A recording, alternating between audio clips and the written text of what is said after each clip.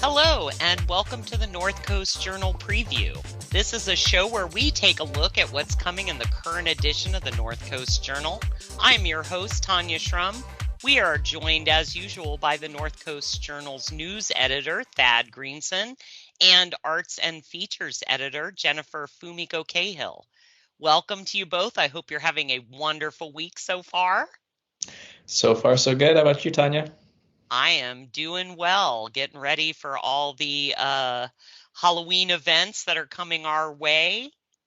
And if that's a good enough transition, we are going to start this week with a fantastic cover story by our wonderful arts and features editor that fits right into the season. Jennifer, would you like to tell us what's coming on this week's cover story? Tanya, it is a spooky one. So we have written about Humboldt's spookiness a few times over the years, including, do you remember that one where Alex Service wrote about the haunted Eagle House? That was a good time. Okay. But this week, we are looking at one of the haunted houses in the area. Well, it's not technically a haunted house, but if you are a haunted house person or would like to be, I got to go behind the scenes with the folks putting on the haunted rail tour, which is over in Samoa. I don't know if you've ever been over there, but the Timber Heritage Association bought the roundhouse and grounds where all those old trains are, and they store all of these old vintage trains, some of them from like the 1890s. The roundhouse was built like in 1898, I think. But they had this massive collection of old trains that actually used to service this area. And this was at one time, due to the timber industry, the most lucrative rail system, the highest money-making rail system in America because of all the timber that it was moving.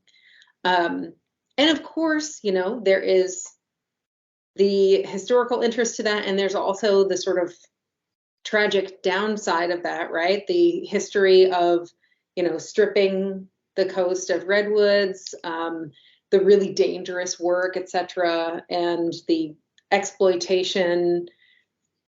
Anyway, folks have taken real pains to preserve all of this stuff, and it's out there in Samoa, and you can go see it when there are events. Right now, you can see it in a spooky way. Because if it wasn't already spooky enough, the folks from North Coast Repertory Theater and the Clark Museum, they all got together, and they're making a three-way fundraiser. So basically, the Timber Heritage folks prepped the area, made it so that, it's not great walking around old bits of rail track and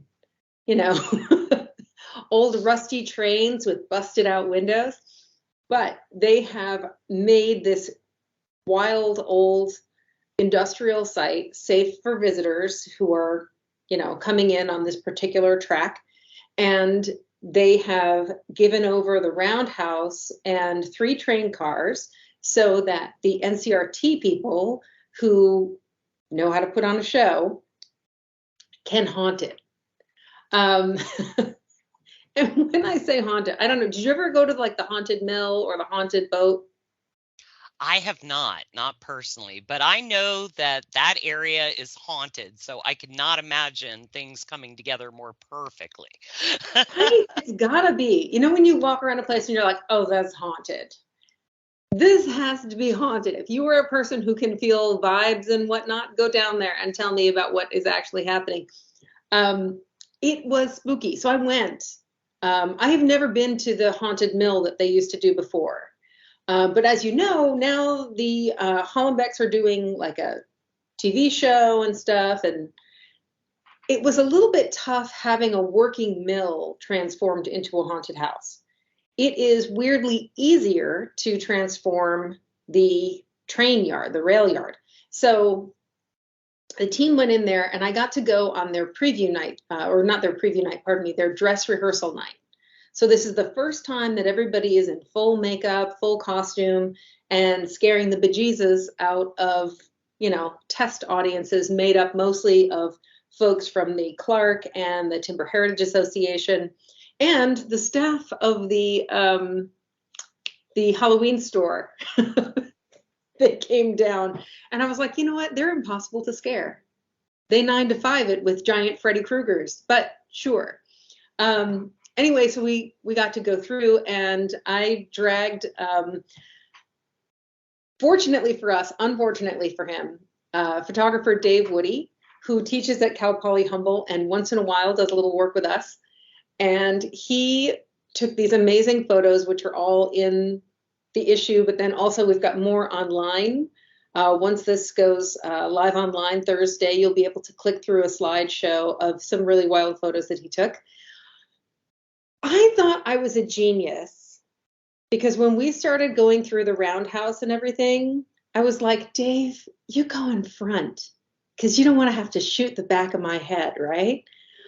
I'm an idiot. It was the worst choice I ever made. He would go in and like stop to shoot a, shrieking harpy of some kind. And I would be stuck behind him, and she's here in my face yelling and scaring me.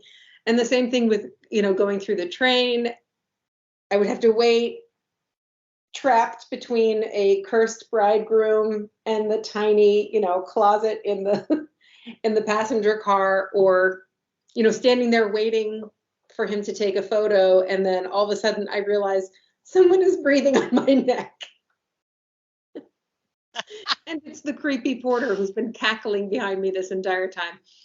I gotta tell you, it was scary, but scary fun. It was really cool because I got to go on this little tour after having gone backstage and meeting some of the actors who are all volunteers. It takes between like 40 and 60 volunteers to get this going every night that they're doing a performance.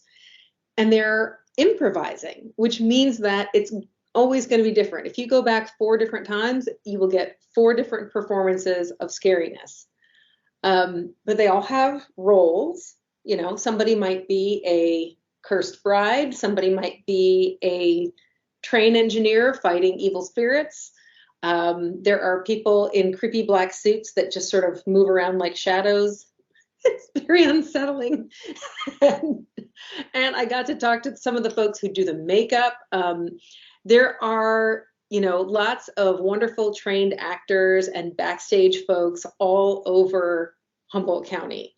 And we have, as you know, like a thriving theater scene. Natasha Mariani was one of the people I spoke to. She's in charge of all the makeup. And, as we were talking, she's just like casually putting a gash on someone's face and, applying a mustache to a stranger. But it's this whole big, like, military operation. They've got a piece of paper for everyone's character and exactly what their makeup should look like. And if they haven't already got a story, she comes up with one. And then they get dispensed. They have a whole like hygiene protocol to make sure that everybody's got their own makeup applicators and nothing is being, cross-contaminated. They had a big gathering to talk about like safety, not only keeping the ground safe and accessible, but also keeping the actors safe, because once in a while somebody comes through and misbehaves. And so they have like safety code words and things to keep everybody, in character, but halting the progression of the tour so that they can work out whatever needs to work out. It was really interesting to me to see how much work they did around accessibility. So, for example, if you are a person who has sensory issues and you can't be near, say, like a strobe light or big sounds or whatever, or if you have mobility issues, they will work that out. You can still enjoy this tour. The Tri-County Assisted Living folks are on hand. They consulted with them, and they're also tabling at the event. And they have made this, first of all, wheelchair accessible. They've made accommodations. If you want a toned down experience, you can go to them for like a pair of headphones if you can't take the noise. There are no strobe lights in the roundhouse section. That's sort of the PG-13 section. And if you have a glow stick with you, they will know to give you a toned down PG level scare experience, keeping it Disney. But then, there are some places where it's just not possible to make it accessible, like on the train cars, which is an upsell. For an extra $5, you can go on a 1916 passenger car, which is smaller than you thought it would be. In the movies, it looks much bigger. There are these narrow little passageways, and you are in there exploring super up close and personal with people who are, possessed, undead, what have you. And it's just a real treat. Talking to the folks who kind of designed it and came up with it, including the Allens, Dax Allen and Johnny Allen, husband and wife, who've been doing this sort of thing for years. They were super excited about the kind of scaring they like to do, which is not, as she pointed out, the kind of like abject horror, running and peeing your pants, chainsaw massacre scene, which she has worked in a haunted house like that. And she said they had a leaderboard for how many people they could get to wet their pants in a day. I will not be going to that haunted house, but the one that she runs with her husband is way more kind of light and fun. And she was talking about being sort of from the Addams Family school of spooky. And I have to admit that going through the roundhouse and the train, it was pretty much the experience that Chani explained to me that they're going for, which is the tension and then the release, right? The tension, the surprise, maybe a jump scare, maybe just like mood for a while, but then you're laughing. As soon as you've done your Scooby-Doo jump, you're laughing again. And you sort of come out of it with the adrenaline rush, but you never actually feel in danger, which is nice. It's a really good cause also. These are 3 organizations, the Clark, the Timber Heritage Association, and North Coast Repertory Theater, that have had a lot of loss during COVID in terms of grant funding and things like that, but also in terms of the events that they used to put on as kind of their lifeblood. They're still climbing out of that. They're doing events now, they're doing performances, they're doing shows, but it is, a climb back. And so it's pretty great to be able to give back to these 3 organizations while having a great time for Halloween. And it's wicked spooky. And I think it's great that it's accessible to the more family-friendly fare. And like you said, it's going to good causes and blending history and spooktacular fun. I think everybody can agree is a great time, and you should definitely pick up your copy of the North Coast Journal and read the entire story and frame the fabulous artwork on the cover. Dave did so great. From Dave Woody. Absolutely. Well, Jennifer, thank you for taking the cover this week. And now let's shift our attention to news. And Thad, what do you have for us this week? Yeah, we have a chunky news edition this week. But first, I just want to real quick encourage everybody to pick up and read the cover story. Jen did a wonderful job of just really taking readers behind both, through the excursion itself and the jump scares and whatnot, but then also behind the scenes of the folks putting it on. It's a really good read, and Dave's photos add a lot. But yeah, on the news scene, we have mostly some updates on some stuff we've been covering. We had some kind of breaking news developments this week. So first we had kind of out of nowhere, news that regular readers, viewers, listeners might recall back in November. A kind of Humboldt County was shaken with news that the Humboldt Fair Association's bookkeeper had been arrested, kind of out of the blue on suspicion of embezzlement. So we had a lot of reporting kind of at that time about her arrest, Nina Taffarella, and kind of putting together the fair's books or trying to reconstruct the fair's books and figure out how much had allegedly been taken and kind of fix the disarray there. It seems like a distant memory after a successful fair this year, but there was a moment there where kind of the future of the fair was very much in question.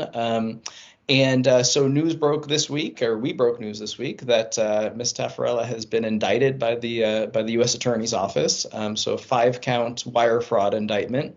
And the indictment itself really kind of gives at least the investigator's view of exactly what happened and how Nina Taffarella allegedly perpetuated this fraud, some of which we knew and a lot of which we didn't. And it also, for the first time, puts a kind of an official dollar amount on the loss. So it was more than $400,000 allegedly taken from the Humboldt County Fair Association, and about $25,000 taken from a Eureka nonprofit as well. So yeah, moving forward, she'll go through the court process. Her first court appearance is November 1st down in San Francisco, and we'll keep reporting on that as it moves forward. But we're following up for the Ferndale Enterprise this week with some reaction from the Fair Board, and certainly there's a lot of relief that this phase of this process is finished. They've been kind of waiting in the dark for word of what the FBI and the U.S. Attorney's Office were going to do. Amazing, and I'm glad that she's going to have her day in court, obviously, but that this is moving along and getting resolved as we go forward. Yeah, and there's a lot more detail in the story about kind of what's alleged and the process going forward. So I encourage folks to pick that up. And then, kind of in a similar vein, we have reported a lot on the Humboldt Cannabis Reform Initiative, the voter initiative that's going to be before voters in March. And that would really kind of reshape the entire regulatory structure of cannabis cultivation in Humboldt County.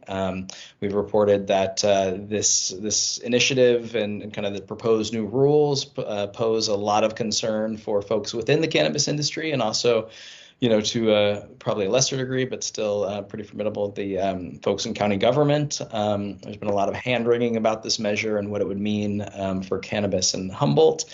So we reported this week that the Humboldt County Growers Association and 7 local cannabis farmers have filed a lawsuit seeking to prevent that measure from going on the ballot. So the measure had collected, or the proponents of the measure had collected these 7,000 or so signatures necessary to qualify it for the ballot. It had qualified for the ballot, and now this lawsuit is alleging basically that they both were dishonest, that there was some sleight of hand in how they presented this measure to the folks who signed on to it to qualify it for the ballot, and then also that they kind of materially didn't take the legal steps needed to inform potential signers that of all the things they needed to be aware of, and they kind of oversimplified the measure and essentially didn't give folks that were asking to sign the petition enough kind of contextual information about the existing rules and regulations and laws to make an informed decision. So this is obviously the election is fast approaching in March. The Humboldt County Elections Office, I guess, has a mid-December deadline to get ballots off to the printer, ballot information off to the printer. And so the folks who filed this lawsuit are asking the court to decide it, I think, by December 7th. So we should certainly have a lot of follow-up stories in the next 5 or 6 weeks about this lawsuit as it progresses through the local court. Thank you, Thad. I found that fascinating about the lawsuit, and I guess I shouldn't be surprised that people trying to push their initiatives through would maybe pull a little bit of sleight of hand to get those signatures to get it on a ballot. Yeah, it's, I think it's regardless of kind of the facts in this specific case and what's alleged, initiative, by kind of their nature, proponents are always going to really simplify what an initiative does, because they are often enacting really complex laws or new regulations that affect a lot of different laws that are already in the books. And so it's inherent, I think, kind of that when, they stop you in front of a supermarket or something, that they're going to kind of simplify that down to, the elevator pitch, so to speak. And how they do that and whether they do that in a way that's in good faith and is accurate, I think is tricky. And I think it's going to be an interesting legal question in this case. Absolutely. Yeah. Absolutely. Well, it seems like we have just a little bit of extra time this week. Let's circle back to Jennifer real quick and see if we can't find out what else is happening on the arts and features beat. Well, speaking of cannabis, we have a little story about Norseman Mead, which doesn't have cannabis in it, but is a business run by two people, and that is Jason and Jody Dookie, who Jason used to be part of, you may recall, the Dookie Brothers Cannabis Company that won some Emerald Cup, some Golden Tarp awards. And he has transitioned from weed, as he puts it, to mead. And he is no longer in the weed business, but making honey mead with honey from his own hives and using his grandmother's, or his great-great-grandmother's, I should say, both recipe and yeast strain, still into strains, to make a mead that he sells at farmers markets and also in local stores. I think they're in the co-ops and a couple other places. And anyway, I talked to him about trading in growing for a, as he puts it, a Viking take on the back to land thing. And yeah, it was an interesting story, and learned a little bit about making mead, including the fact that it's all over the ancient world. It's not just Nordic, for example. It's not just from Greece. It's like in China, the Indian subcontinent, all over the place. The whole world was out there making mead from way back, and he is bringing mead back. Oh, and also, we have a couple of spooky reviews from the sometimes absent, but recently has come back. John J. Bennett has a couple of reviews for a couple of Netflix streaming options, Fair Play and the ominously titled No One Will Save You. And I just feel that I should address something that he mentions in the column, which is that he feels that the editor has been berating him for making her review scary movies, and that maybe secretly she likes them. She loves scary movies, and maybe she's just torturing him for no reason, and that's true. But I'm really glad to have him back because he is a deep horror fan in a much more intense way than I am, and I'm glad that he's reviewing a couple of movies that I was too chicken to see. One about an alien invasion and one about the perils of workplace romance. I don't know. If I had to pick between the two, I might go Alien Invasion. I was going to say they're both terrifying in their own way. Well, it's teamwork that makes the dream work, Jennifer, and I'm glad to have him back. So yes, it is great to have him back. I know occasionally if I like sub in while he's on vacation, I'll get an email from someone going, "Where is John? Like, when is John coming back?" And I'll be like, "So I guess you enjoyed my review this week." But yeah, so John is back and reviewing a couple of movies that are apparently both pretty amazing and groundbreaking. So maybe horror is on the upswing, folks. Excellent. Well, that's going to wrap up our time for this week. The current edition of the North Coast Journal is available on newsstands now.